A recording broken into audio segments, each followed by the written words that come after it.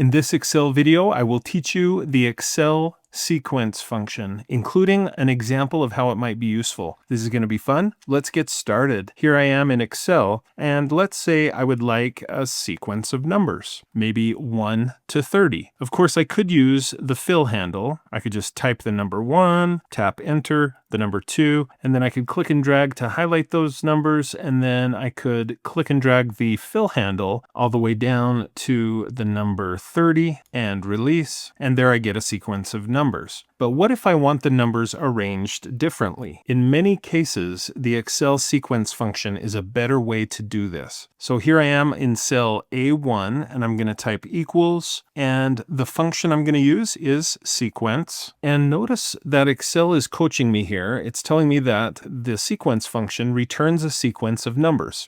Perfect. Next, I'll put in a left parenthesis, and the sequence function can handle 4 arguments: rows, columns, start, and step. Let's start just with rows. So let's say I want 500 rows. Now I can stop there. Even though sequence can handle 4 arguments, I could stop with just 1. So I'll tap enter and look what happens. Excel gives me a sequence of 500 numbers. Now why did it do that? Because I specified 500 rows. And so it goes all the way to 500 and then it stops. I'm going to hold the control key and then tap the up arrow on the keyboard. That takes me back up to the top of my data. Okay, so that went great. But I'm going to hold control and tap Z to undo what I've just done. And let's try another example. This time I'll type equals, sequence, left parenthesis, and for rows, this time I only want 5 rows. And then I'll put in a comma. Here's my second argument, columns. How many columns do I want? Well, I would like 100 columns. Again, if I want to, I can just close the parentheses and I'm done with this formula. I'll just tap enter, and once again, I get 500 numbers, 1 to 500, but this time the numbers are arranged differently. They go from left to right, and I have 5 rows of numbers and 100 columns. Now, of course, I could have specified more than this. I could have said I want 200 columns. If I tap enter, you can see what happens now. Because I've switched to 200 columns, I end up not with 500 numbers in sequence, but 1,000. So it's all about figuring out how many rows, how many columns you want for your sequence. Okay, so I want to get back into the formula to make some edits. I could, of course, just undo like I did before, but if I select the cell where I entered this formula, here in the formula bar, I get to see the formula, and now I can easily edit it. So I'm going to switch to 5 rows, and let's just do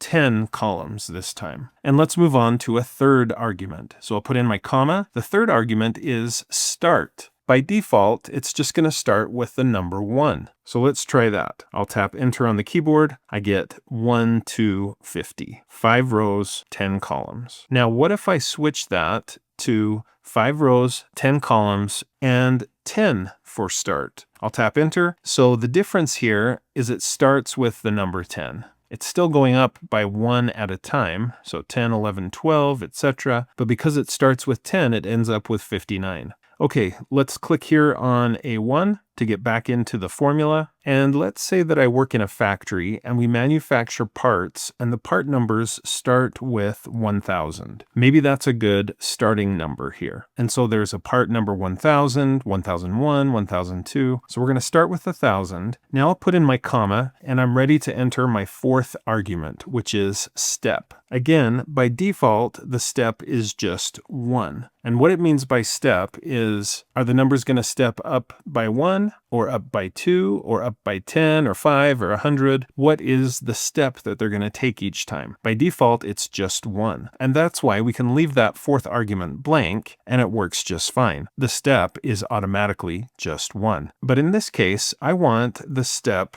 to be 5. So I'll put comma, and for the 4th argument, I'll enter 5. Tap enter, and so maybe each of our part numbers ends in either a 0 or a 5. Well, this would be perfect. part number 1000, 1005, all the way up to 1245. So to review what we've learned, the sequence function, the 4 arguments that it has, are we specify how many rows, how many columns, what the start number is, and what the step up is. Now that step up can actually be negative if you want. So I could put in -5, tap enter, and look what happens. Yes, it starts with 1,000, but it ends up at 755. So anyway, those are the 4 arguments. If you leave any of those arguments blank, it will just assume that you just want 1. So I'm going to delete the number 5 for rows, and I'll leave everything else in there, and I'll tap enter. Now I only have 1 row. Because I didn't specify the number of rows, it assumed I wanted just 1. And that works also with columns, and with the start number, and with the step.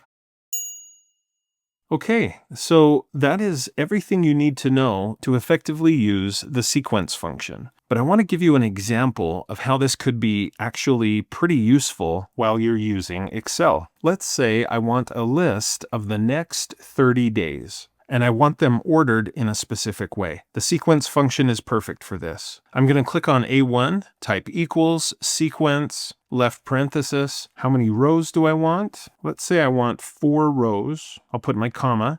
How many columns? 7, comma. I want to start with today, whatever today's date is. So here, I'm going to use another Excel function, the today function. And I'll put left parenthesis, right parenthesis, comma, step. I want to step up by 1 day at a time. I'll put in my right parenthesis, tap enter, and I get a bunch of numbers. How come I didn't get dates? Well, actually I did get dates. All I have to do is select that range and go here to the home tab in the number group. I just need to switch from general format to short date format. And now I get today's date, and it steps up by 1, filling 7 columns and 4 rows. Now that didn't actually get me the next 30 days, did it? I should have done 5 rows and 6 columns or something like that. But I can fix that. I can just click here on A1, and I'll go in and edit my formula, 5 columns, 5 rows, 6 columns, and I'll tap enter. I'm going to need to format those new cells that are part of this range. So now I have 30 days arranged the way I wanted them to be arranged. So now that you're aware of the sequence function, I hope you'll find practical ways to use it in your day-to-day use of Microsoft Excel. Thanks for watching this video. I hope you found it to be helpful. If you did, please like, follow, and subscribe. And when you do, click the bell and you'll be notified when I post another video. If you'd like to support my channel, the best way to do that is to become a channel member, but you could also click the thanks button below the video. You could support me through my Patreon account or by buying channel merch, and you'll see information about those options in the description below the video. Speaking of supporting the channel, thank you so much to my Super Techie channel supporters. I really appreciate your support. It means so much. Also, thanks to all those who have purchased these stunning technology for teachers and students t-shirts. We also have other merch that you can buy. So again, check out the description below the video. Thank you.